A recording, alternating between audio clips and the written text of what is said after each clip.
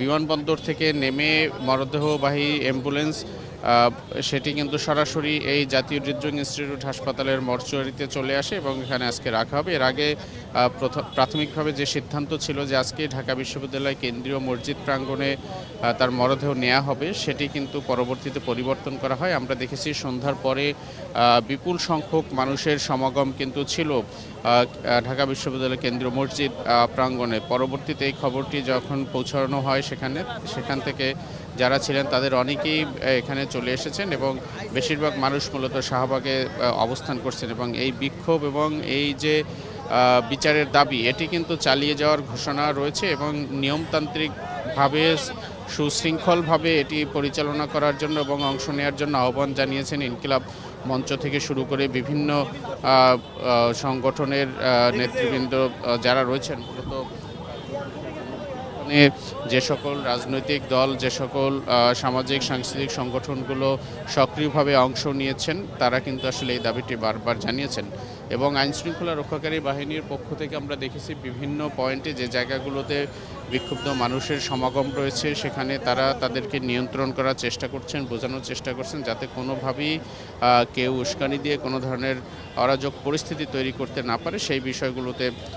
সজাগ থাকার জন্য কিন্তু আহ্বান জানানো হয়েছে, পাশাপাশি চেষ্টাও চলছে। আমরা দেখেছি বিভিন্ন পয়েন্টে পুলিশ, র্যাবের পাশাপাশি কিন্তু বিজিবিও মোতায়েন করা হয়েছে।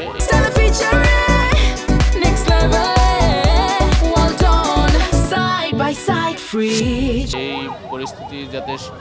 কোনোভাবেই নিয়ন্ত্রণের বাইরে চলে না যায় এবং যারা বিচারের দাবি নিয়ে মাঠে নেমেছেন পুরো পরিস্থিতিটা যাতে তাদের হাত থেকে হাতছাড়া হয়ে না যায় এবং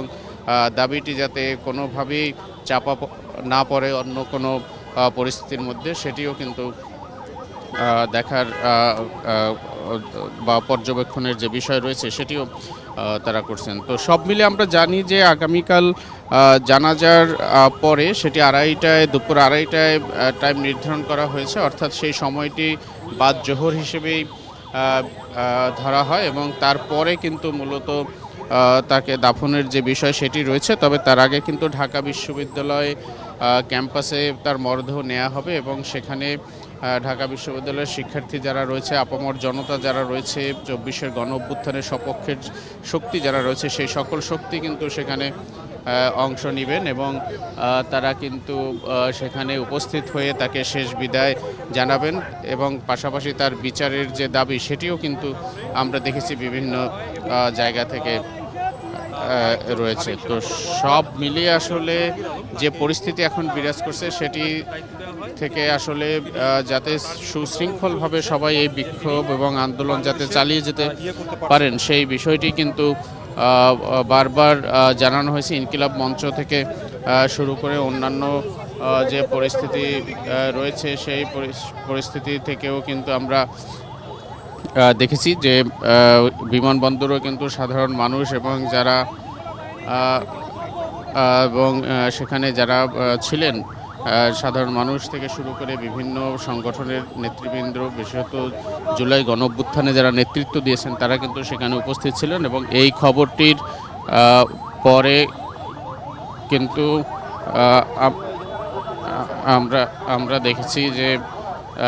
সেই দাবিগুলো কিন্তু এখনও রয়েছে, অর্থাৎ এই হত্যাকাণ্ডের সাথে যারা জড়িত রয়েছেন তাদের বিচারের দাবি এবং সকল হত্যাকারীদের এবং এর পেছনে যারা কাজ করেছেন তাদের সবাইকে গ্রেপ্তারের যে দাবি রয়েছে সেটি যাতে দ্রুত বাস্তবায়ন হয়, এই দাবি কিন্তু সারা দেশের সাধারণ মানুষ যারা মাঠে নেমেছেন এই দাবি নিয়ে তাদের সকলের দাবি এবং নিশ্চয়ই আইনশৃঙ্খলা রক্ষাকারী বাহিনী সেই বিষয়টি যাতে নিশ্চিত করে এই দাবিটি কিন্তু রয়েছে। তো এই ছিল আসলে জাতীয় হৃদরোগ ইনস্টিটিউট থেকে এই মুহূর্তের খবর।